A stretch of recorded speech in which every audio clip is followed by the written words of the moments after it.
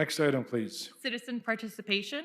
Citizens wishing to address the board on agenda and non-agenda items for action who are signed in by 7:10 p.m. by submitting a blue card to the board secretary may speak at this time. The board may not be in a position to respond to non-agenda items. Therefore, speakers should not anticipate an immediate response to their comments or questions. For the benefit of all concerned, do not mention the names of students or school district employees. Please keep your comments as brief as possible. There's a 3-minute time limit on comments made to the board. Community member Jennifer Abozer from Dearborn would like to come to speak to the board about acceleration.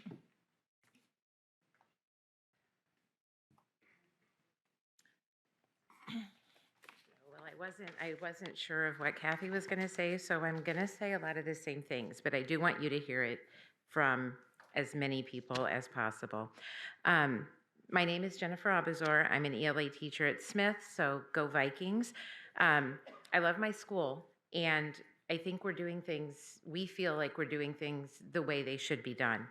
But I can tell you that what I see at my school is we approach almost everything with a very can-do attitude. It's kind of how we roll as a building, but we also fix things that don't work. We talk, we try, we figure out what's not working, and we reflect on what's going wrong so that we can make it better. We don't continue to do things that aren't productive or fair to our stakeholders. And I want to tell you that there are many things about acceleration that are neither productive or fair the way they are being rolled out now. And we've been doing it the same way for 4 months. So if there were going to be changes, it's kind of difficult for teachers to struggle with this and not see really any changes sort of coming down to help us. And I will tell you, I was a teacher at the beginning of the year that was really excited about acceleration. I was like, yes, this is exactly what our students need. We were told that we would have time with our students to review important math and ELA content that was aligned to our lessons. We were told it would be like an enrichment, no new material, no extra planning time on our part, and we were going to fill gaps and review essential knowledge that students needed to access the curriculum that they were encountering. Is my time up? No, okay, sorry, I'm distracted. I joked as a person who spent a month reviewing K-8 math curriculum for my basic skills exam 15 years ago and said, I won't be teaching math. I'm going to be modeling how to problem solve math. And I am, but it's not going the way I had anticipated that it would. I actually didn't realize that many of the misconceptions 8th graders have when it comes to algebra are the same misconceptions that I as an ELA teacher have about 8th grade algebra. And at the beginning of acceleration this year, I taught some of those misconceptions to my students. I'm the person Kathy was talking about, with confidence, using materials provided and my best math knowledge from 40 years ago. I think acceleration may have been oversold at the beginning of the year and perhaps not thought out well enough before it was rolled out. There are a few problems, glaring problems with acceleration. Students performing at a higher level on the iReady diagnostic are given MyPath lessons to work on independently. These are very guided lessons that meet them where they are and move them forward. I believe the rationale for putting higher scoring students in independent classes was so that students who were below grade level could have a teacher in the room to guide them. But if we are not highly qualified in the subjects that we are trying to fill gaps in, we're not doing that. It takes years of experience for teachers to understand where students' misconceptions come from and how to bridge them in our own subjects. Asking us to do this with no planning time, no training, and no background in other subjects is not going to help struggling students. And I fear that I may have damaged some of my students' knowledge in math with the way I'm teaching them because I'm not qualified. Even the ELA lessons, it takes me time to review and prepare, and I'm an ELA teacher. It still isn't something that you just present and it happens. That's not the way teachers roll. That's not the way things work. I feel the rationale behind putting us with the struggling students was sound, but in the end, if we're not qualified, we're essentially just a warm body in the classroom, and that's not fair to students or teachers, especially when we have other resources available that can meet students exactly where they are. Um, as an English teacher teaching LA, I've had many teachers come to me for clarification about the English lessons, and I do my best. My across the hall math teacher neighbor, I show up at his door about twice a week. That's how many times I teach math, and ask for help. And his students joke and say, "Oh, Miss Abazor's confused again." And he comes over and helps me. So my advice right now is to please, as we're doing this, value your teacher's time, value your teacher's experience. We're by nature willing to do what our students need, but please don't take advantage of that. The current situation is not benefiting our students, and it's putting stress on our teachers. And it's not that we don't want to help our students, it's that we want to see change happening, and we're not. So appreciate your time. Thank you.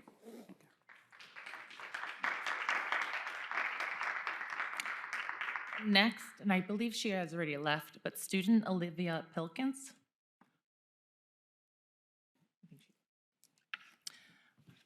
Lastly, parent Russ Cavallino would like to come to speak to the board about the last board meeting for members Thorpe and McDonald.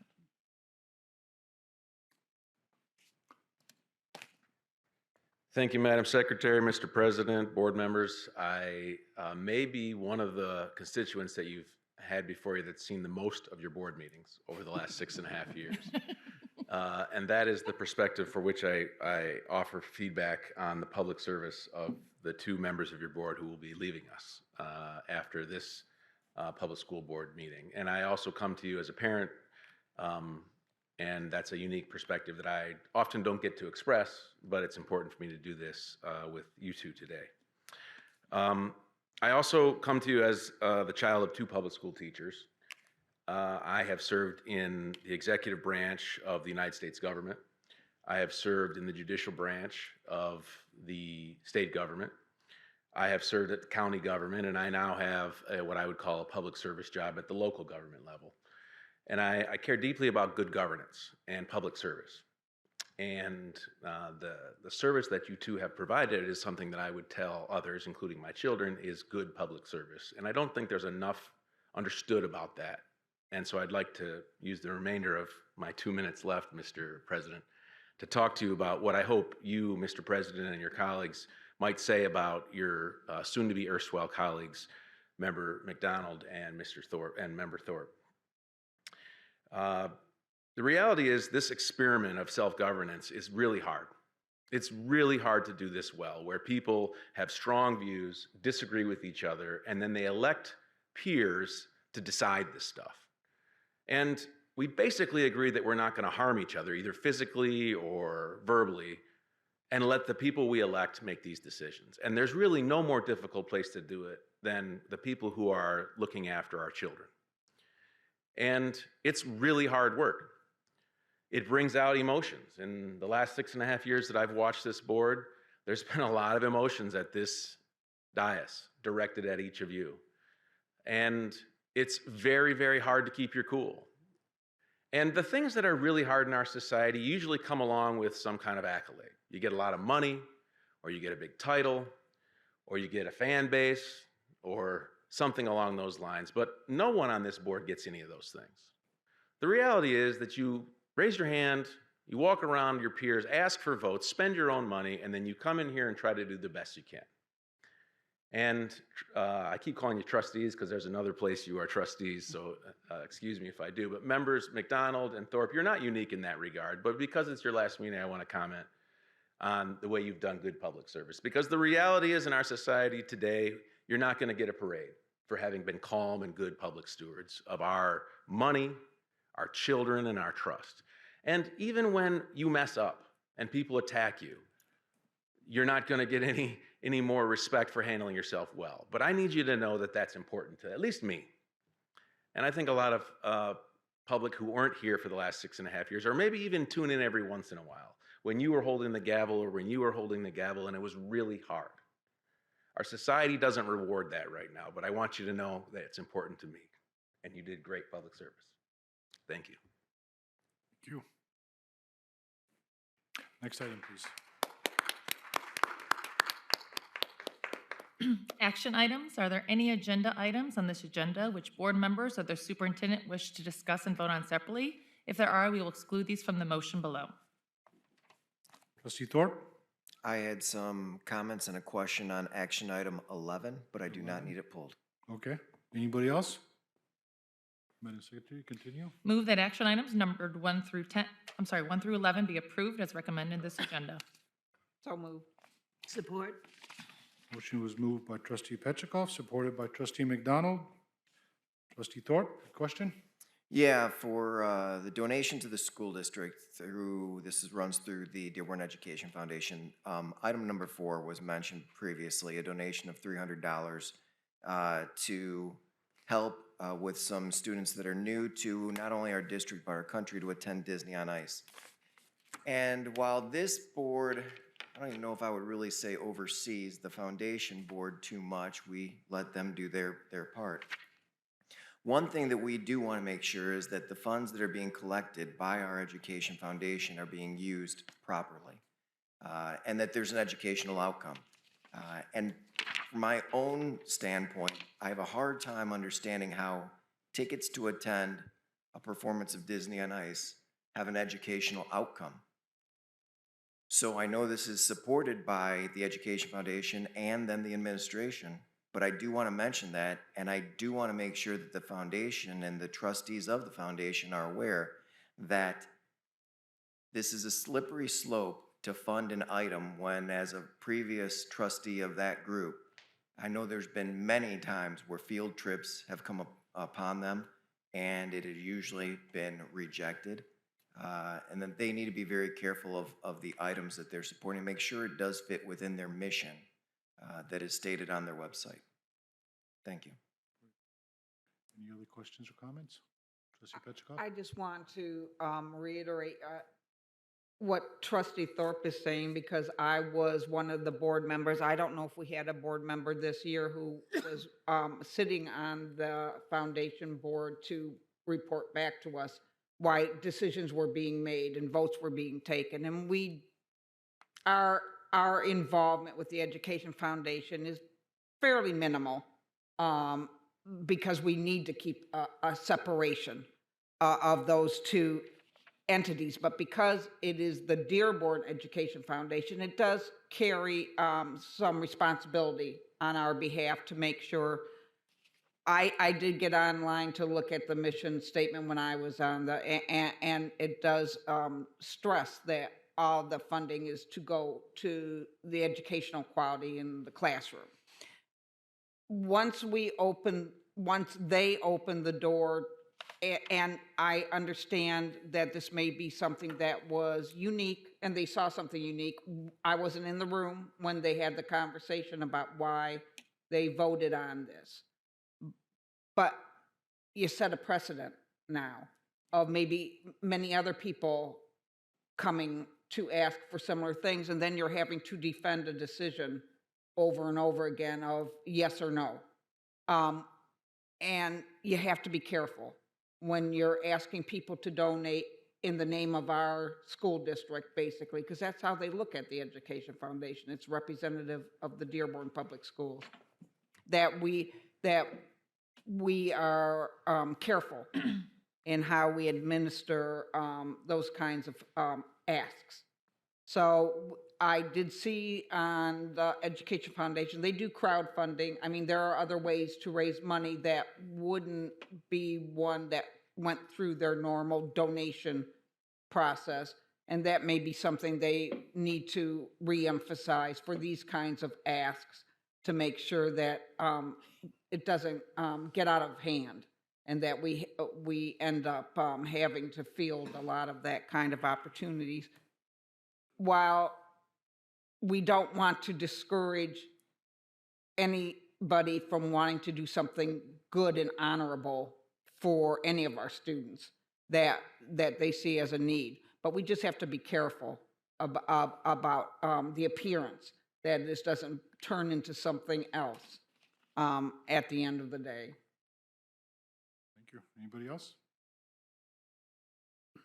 Thank you. Since there's no other questions, are there any objections to the motion? Hearing none, please attach a unanimous vote in the affirmative.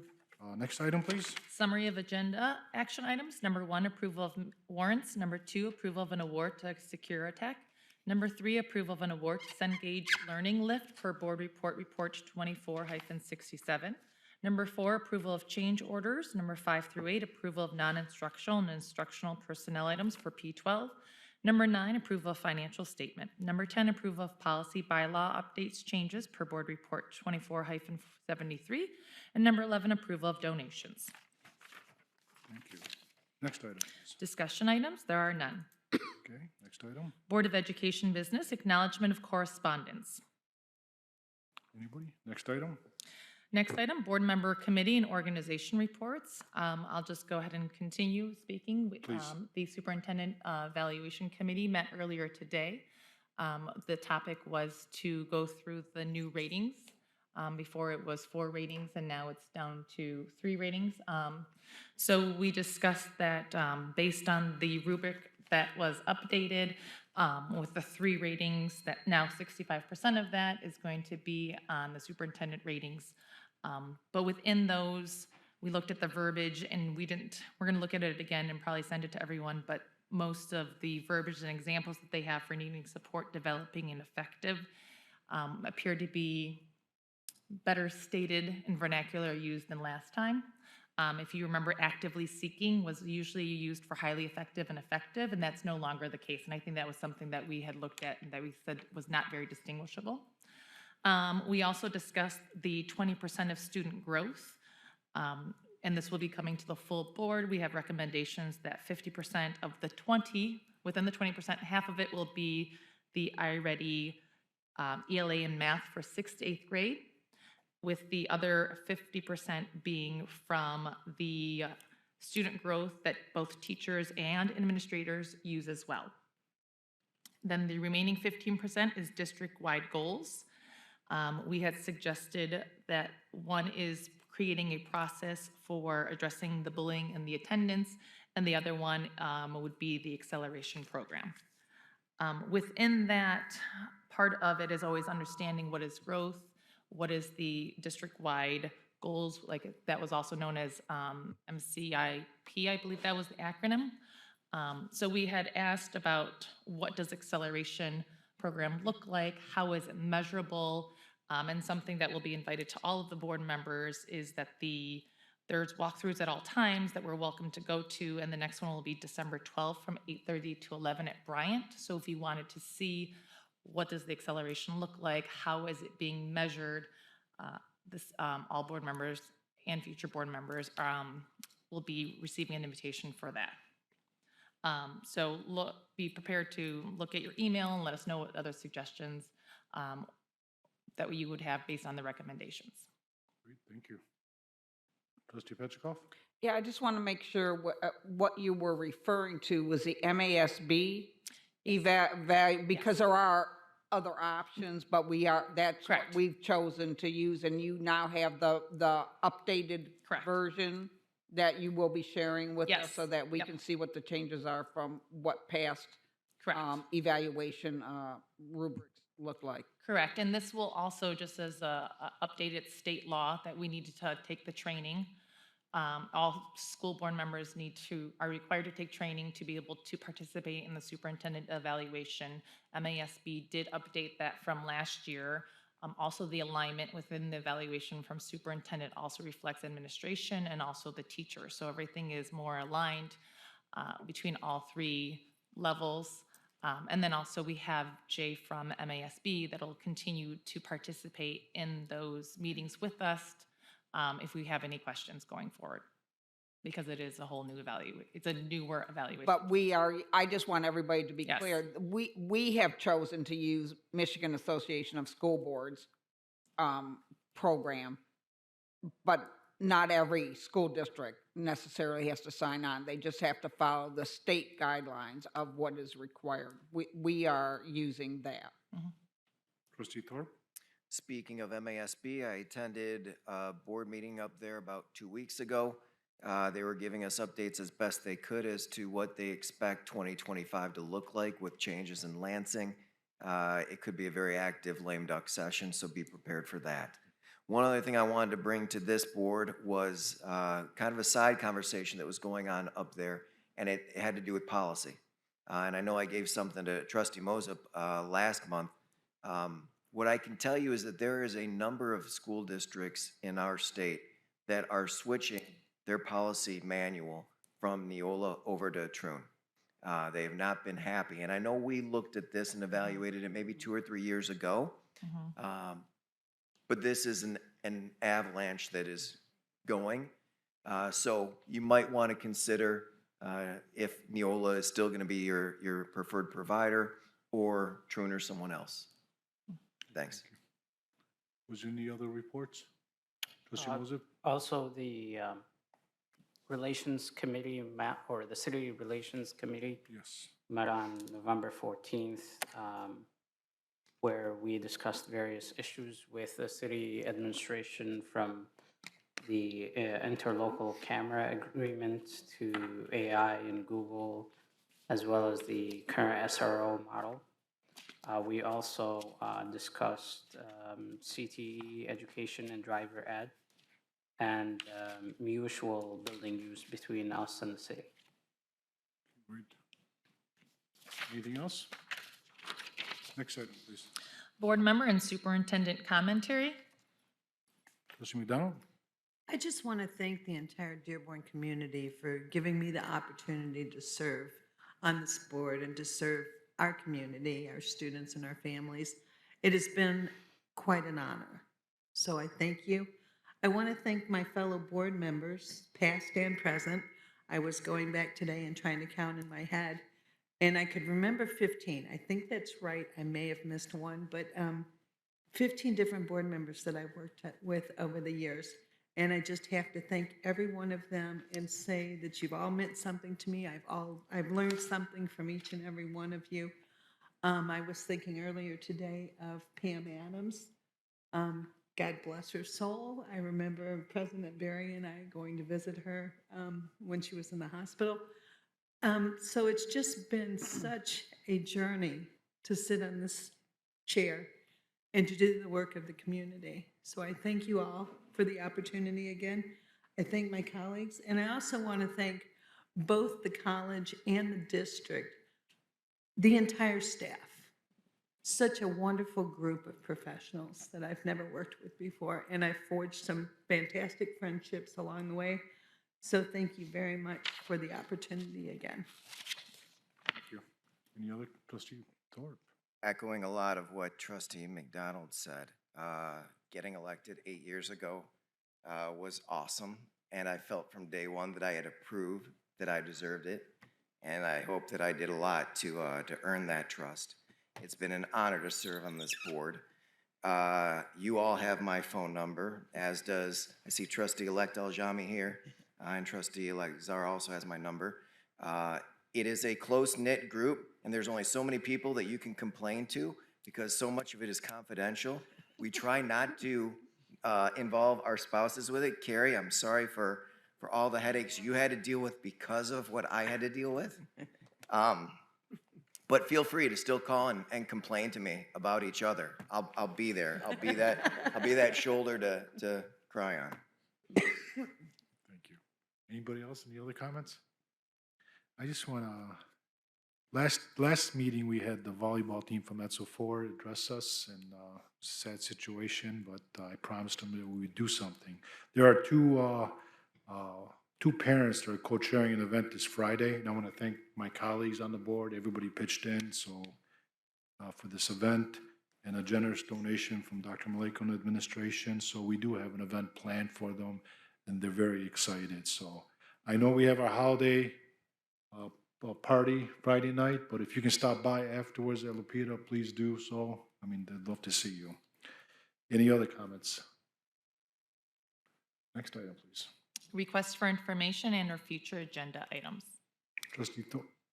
Earlier, I mentioned the Dearborn Education Foundation, and I cannot remember the last time the foundation came and addressed the board on their mission and how they work.